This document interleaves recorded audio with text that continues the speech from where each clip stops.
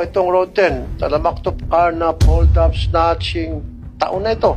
So General, this is what I want you to do. Kailangan gawin mo lahat na pwede mong gawin na ma-wipe out na to.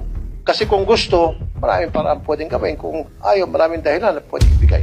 So gusto ko gawa ka ng maraming paraan na matitigil na to. Taga-Tondo po ako eh. So every week, dumadaan talaga ako sa Road 10. And every week, no, for the past 3 years napansin ko, hindi lang yung mga criminality. Pero sa gabi, dun sa Road 10, walang police presence. By sundown, wala. Bakit walang police presence?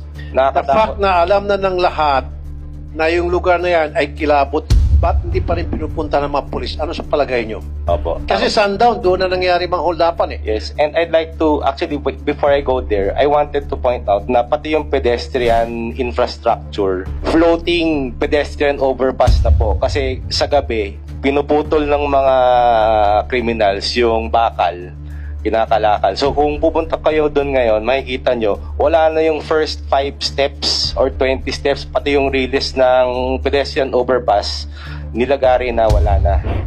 So yun lang po, nakita ko yung progression noon through the years.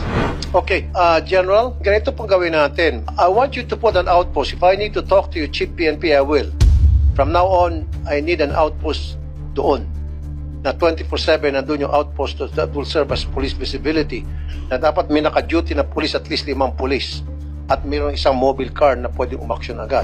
O baka yung mga hold-upper dyan, bata-bata, nina PO1, nina sarhento, nila major, problem, etc. Hindi nga, sir, kasi it's just common sense. Sabi nga ni Sir from Tondo, from sundown, limpyo na yung mga pulis.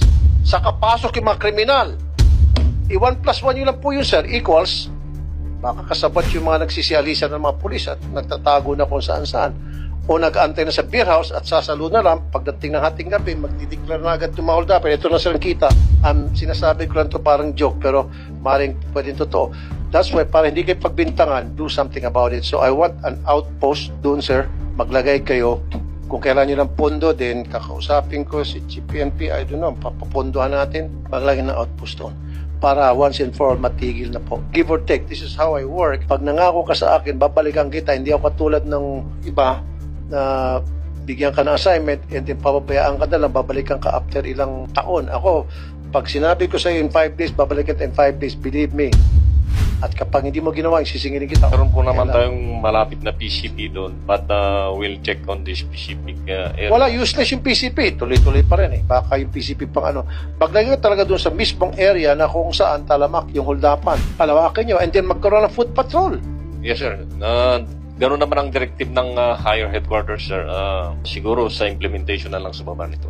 And we will reiterate this directive. So do your job, sir, para hindi kayo Yes, sir. mapagbintangan. Dahil kapag hindi nyo ginawa yan, sir, mapagbintangan kayo. At kawawa naman kayo kung talaga wala kayong ginagawa masama. We'll do that, sir. Basta?